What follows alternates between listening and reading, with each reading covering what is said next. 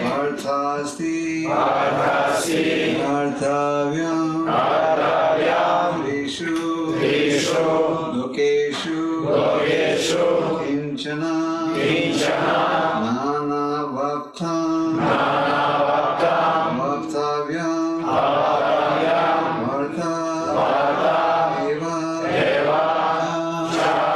karmaṇi. So we are reading the third chapter of the Bhagavad Gita called Karma Yoga. Very often the word Karma Yoga is grossly misunderstood. Often when we talk to people about Bhakti Yoga, especially in India, they say, yes, but now I'm busy with Karma Yoga. What they mean by Karma Yoga is, I'm busy working hard, making money to take care of my material duty. And material duty includes sport of sense enjoyment. But that's not the meaning of Karma Yoga. It's not any type of yoga. Forget Karma Yoga. That's simply Maya, not even Maya Yoga. Because yoga, the moment you use the word yoga, you're talking about the process of self-realization. So Karma Yoga, as Krishna explained in this chapter, means action for the pleasure of a Lord. In this chapter, the Lord has explained Saha Yagya Prajashishva Purovacha Prajapati. How in the beginning of creation, the Lord sent forth different generations of men and demigods and told them, be thou happy by the performance of yagya or sacrifice. So in the very beginning of creation, the Lord encouraged society to perform yagya, sacrifice. Krishna also explains in this chapter, Yagnartha karma nyata lokayam karma bandhana. Work done at the sacrifice of Vishnu must be done. Otherwise, work causes bondage in the material. Therefore, Krishna says, Arjuna, perform your prescribed duties for his satisfaction. But one reason why Krishna is giving this advice in detail is because Arjuna, as you know, in the first chapter, was hesitant in participating in the battle. Arjuna was giving so many reasons as to why he should not take part in this battle. So Krishna induced him. Krishna is trying to induce him through the third chapter and again in the fifth chapter to take part in the battle. So one should have a clear-cut understanding of the Bhagavad Gita. At no point does the Bhagavad Gita preach inaction. At no point does the Bhagavad Gita preach idle society. Krishna himself says in the Gita, you can't even maintain your physical body without work. Then the Lord has also said that whatever great men do, others will follow. Yad yad achrati shresha tadad ivartaro janaha sa yad pramayanam kurute lokastad anivartate. Krishna in this very famous verse of the third chapter says, whatever action a great man performs, others will follow. And whatever standards he establishes, others will follow. So, Krishna says, whatever great men do, others will follow. So today, what are the great men doing? A lot of pious work. The great men are all polluted, corrupted, have degraded characters, and the society also follows. People do not examine at election time if a particular man has a good character or bad character. So Lord Chaitanya emphasized exemplary preaching. So it is important that we be exemplary leaders of society. Lord Chaitanya emphasized this point that we should be idle spiritual teachers. So in this verse, Krishna is saying, actually, there's no work prescribed for me. Most of us go to work because we need something.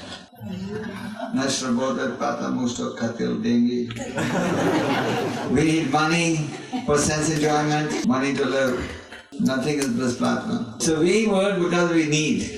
But Krishna says, I don't need anything. Krishna doesn't need anything. He's complete. Om Purnamadha Purnamidam Purnat Purnamudachyate Purnasya Purnam Adaya Purnam Eva Vashishyate. The Lord is complete in all respects. His creation is also complete. This creation is considered complete in the sense that within this creation there is full facility if you want to become God conscious. If you want to be God conscious, then all the facilities are there. So Krishna is trying to tell Arjuna, listen, you're a Kshatriya. Your duty is to take part in this battle. And the battle of Kurukshetra was not a battle along the lines that you have in today's society. These days the battles are all political battles, but this was a religious war. It meant to establish dharma. The present wars are not meant to establish a dharma. They're all based on a dharma. So Krishna is saying in this verse that I am complete in all respects. I do not need anything. Still I'm engaged in preaching, doing my prescribed duty. Everything that Krishna does or creates is perfect. This material nature that we are experiencing is under the control of Krishna. Maya dakshena prakriti sriyate sa characharam.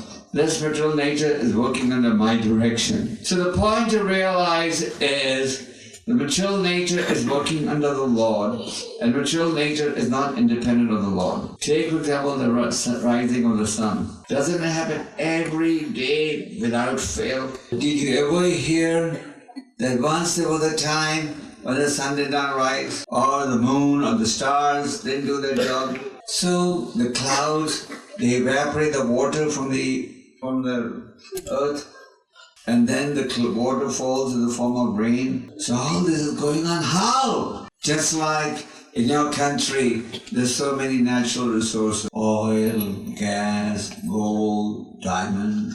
So who put it there? It was ours, the Communist Party ancestors, Krishna. It's by God's arrangement, these natural resources are there. So the important point is, we all have, based on our varna and ashram, we all have duties. Now in the purport, Prabhupada quotes from the Shastra, from the Shvetashvatara Upanishad, where there's a description of the personality of Godhead. The various points made in this purport.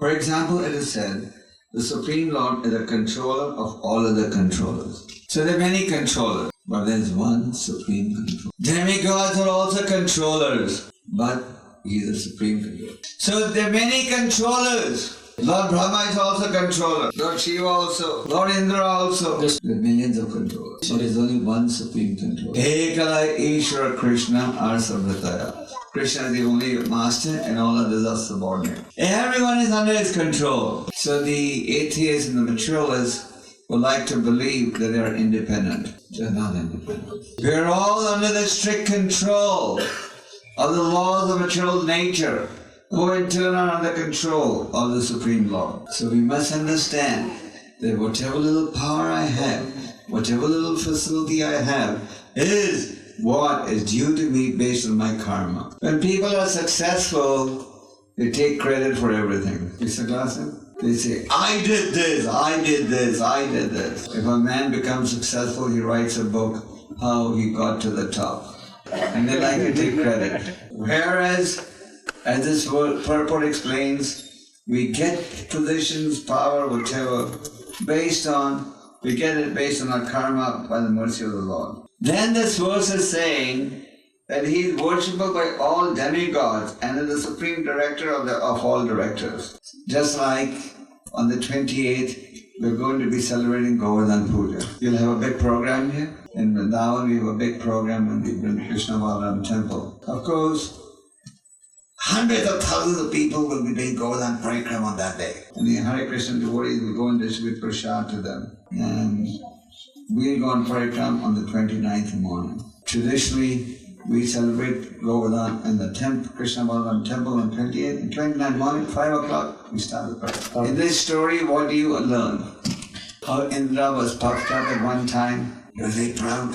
He became angry when Nand Maharaj stopped his sacrifice. He said, they're listening to this young boy?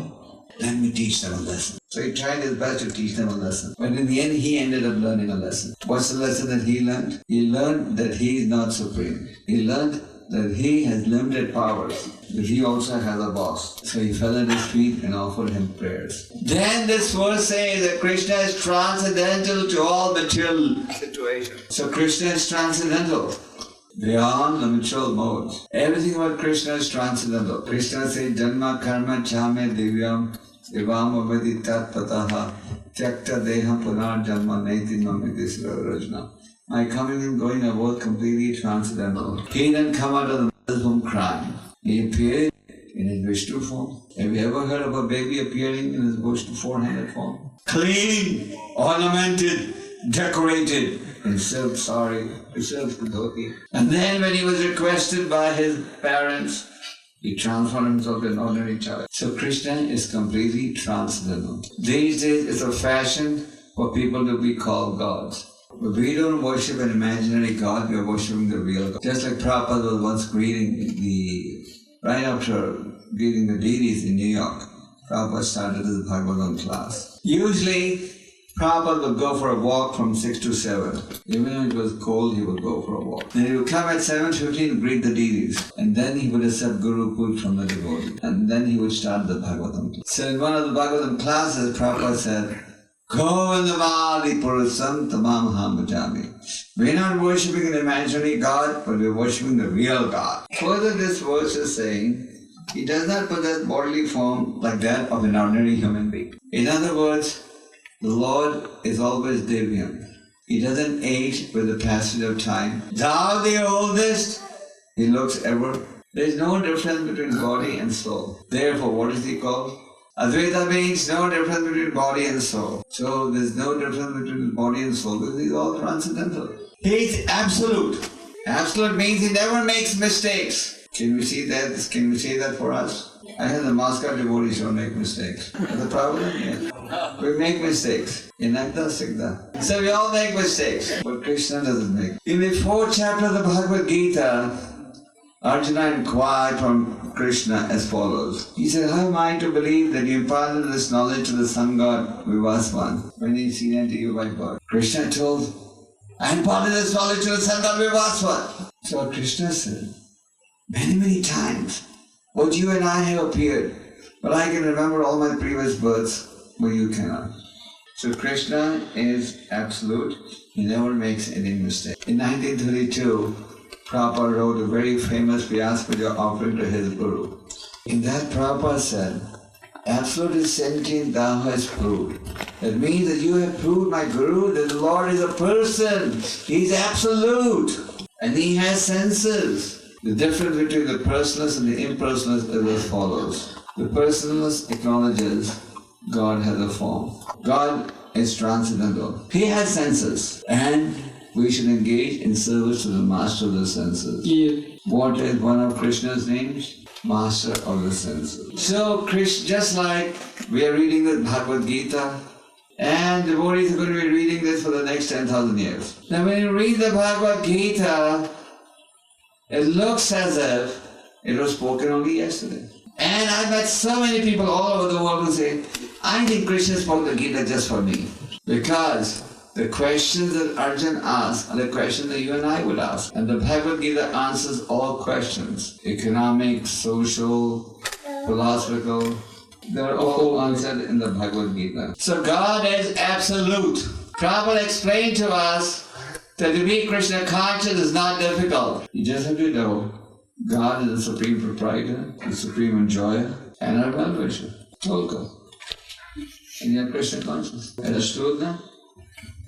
What's the spell in this? So we must understand God is absolute. He knows what is best for me. Then the verse is saying, all his senses are transcendental. With any one sense, he can perform the function of any other sense. You and I can do a particular function with a particular part of the body, but not Krishna. Krishna can do anything with any one part of the body. He's simultaneously present everywhere.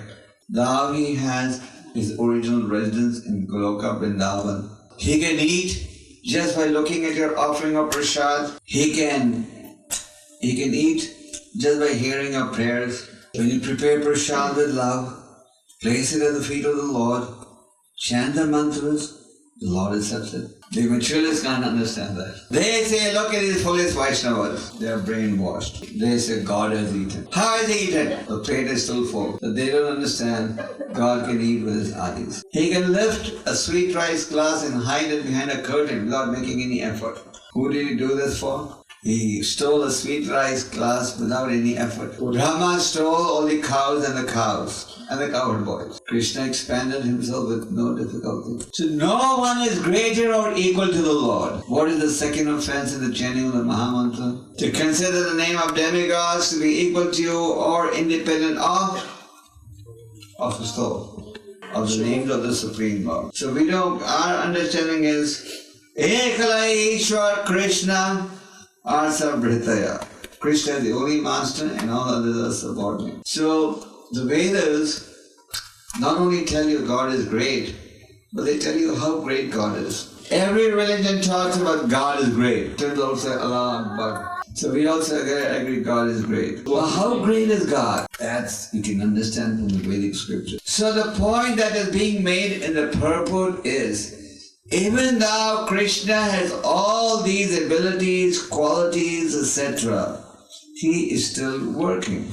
So we have to act, but act for the pleasure of the Lord. In the fourth canto of the Bhagavatam, we read about the story of the Prachetas. There were many brothers. They were the sons of King Prithinaparisha. They had gone to perform austerities. They performed austerities for 10,000 years. Can you do that? More than that? Yeah. Okay. This was Satya Yuga, Niyat Kali Yuga. So the Lord was very pleased by their sacrifice. And then the Lord came to speak to them. He came on the bank of he was sitting on the Garuda. He came and spoke to them. The Lord said, I'm very pleased with all of you because you all have single-pointed occupation. And what is a single-pointed occupation? Devotional service. So all of you are united in being single-pointed occupation, devotional service. So similarly, we should all have single-pointed occupation. And our single-pointed occupation should be devotional. Some may be grihastas, some may be brahmacharis, some may be housewives, some may be brahmacharinis, some may be students. Doesn't matter. We should all have single-pointed occupation. That's devotional. Regardless of which varna or ashrama we belong to, our life should be so molded that we can engage in service to the Lord. And if we engage in devotional service, then what happens? You become free from the reaction.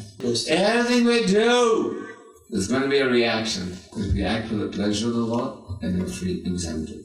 Just like when you pay your income tax, legal tax, you don't have to worry. And if you don't pay a tax, then you're always in anxiety. How come these days people aren't in anxiety? They work out all the deals.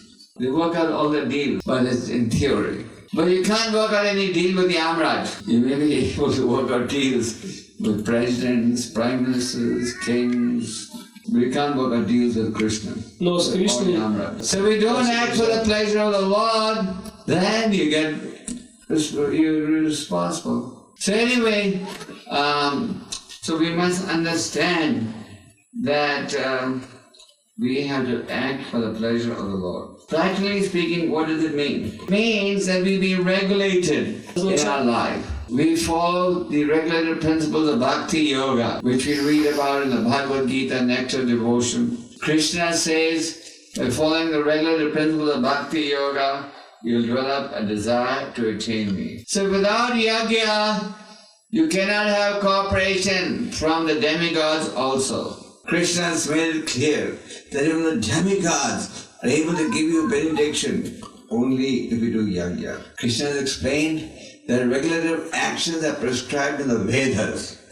And the Vedas are directly manifested from the Supreme Personality of God. Therefore, we must have faith in the Vedic conclusion and abide by that faith. Now what happens in a situation where somebody doesn't live by the Vedas? Krishna says he leads a life of sin. And he says living only for the satisfaction of the senses, such a person lives in vain. Shrama evahi kevalam. It's simply a waste of time when we're living a life for please our senses, but not for the purpose of pleasing the Lord. So, through the Bhagavad Gita, we get enlightened into our duties. Now, a self-realized man sets the example for others to follow. Just like Chaitanya Mahaprabhu. He set the example. Once, Ramchandra Puri came and hinted that Chaitanya Mahaprabhu was eating too many sweets.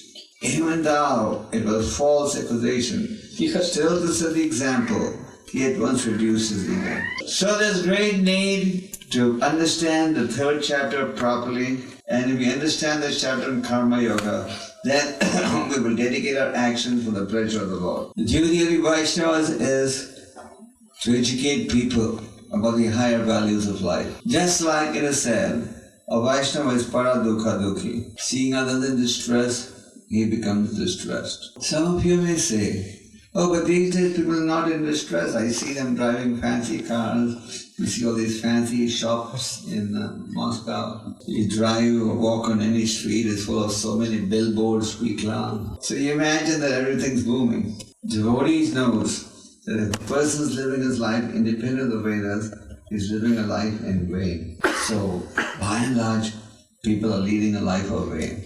And they're so degraded, you tell them the results that will happen, they'll say, it doesn't matter, I'll become a dog or a cat. So, we have to educate people. And we educate people through the medium of preaching. Prabhupada wanted us to distribute his books. He wanted us to distribute transcendental knowledge. He wanted devotees to read his books. He wanted devotees to become instruments in getting others to read these books. And what does Krishna say about people who endeavor to preach? What does Krishna say about them in the 18th chapter? Nasha, watching Karasha book. Krishna says, there will never be one more dear than he who preaches my glory. Krishna gives himself to these devotees. So who would not like to become dear to the Lord? Only a foolish man. Do all of you want to become dear to Krishna? And then you have to pay a price. Even going back to Godhead near this Pṛthā. Is neither. Going back to Godhead is not this Pṛthā. And that's all that's stored. But not money. The price tag is surrender to Krishna's instruction. So, if you want to become dear to Krishna, you have to show to Krishna that you care for what he says. We have to endeavor to preach, endeavor to distribute these books. The mature mind will give you so many reasons. You're an introvert. Ты не очень-то склонен разговаривать с другими людьми. They're not interested. No one's going to buy it. If no one would buy it, how did all of you buy it and become devotees? So, it all depends upon art. So, it's nice to hear the book distribution is going up now. Amrish was telling me that book distribution in Moscow area is double of last year. That's very good. We should keep endeavoring. Even though Maya is advancing, Lord Chaitanya's golden era is also exposed. This past month, I traveled nearly 40,000 miles back and forth in CIS. In Russia, in CIS. I went to about 15 cities in your country and your neighboring countries. And I met a wide variety of congregation devotees and devotees. And everywhere people are glad to take to Krishna consciousness. They're very happy with Prabhupada's books. They're so grateful that Prabhupada's books and devotees have changed their lives. I'm just coming from Azerbaijan program in the temple last night. I thought for the Bhagavatam class there would be less devotees. It was fully packed. And at the airport, I carry my deities with me. Yeah. They wanted me to show them my Prabhupada deity. So one of them was trying to hassle me. Is this gold? I said, no, it's not gold. No, it looks like gold. And I thought, the guy is going to create trouble for me. Then another big officer came and said, no, I want Krishna. It's okay, let him go. So then they had another checking inside before being on the circuit. They were getting ready to harass. Then another good man walked in and said, no. This is okay. It's a guru. So we have to keep preaching. And then we keep preaching.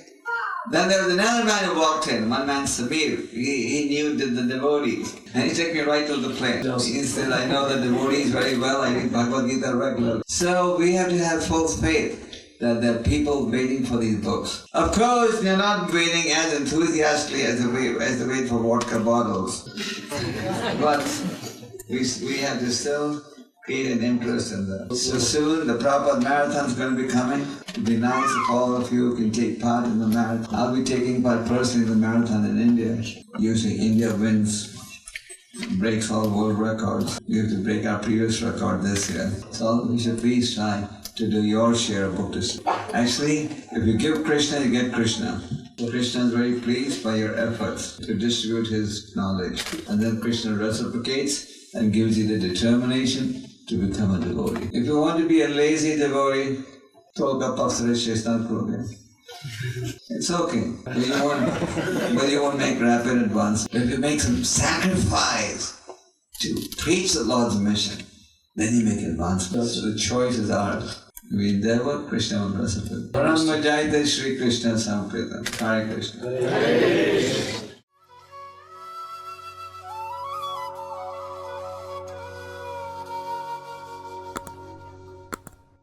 Hare Krishna, Krishna Krishna, Hare Hare, Hare Rama, Rama Rama, Hare Hare.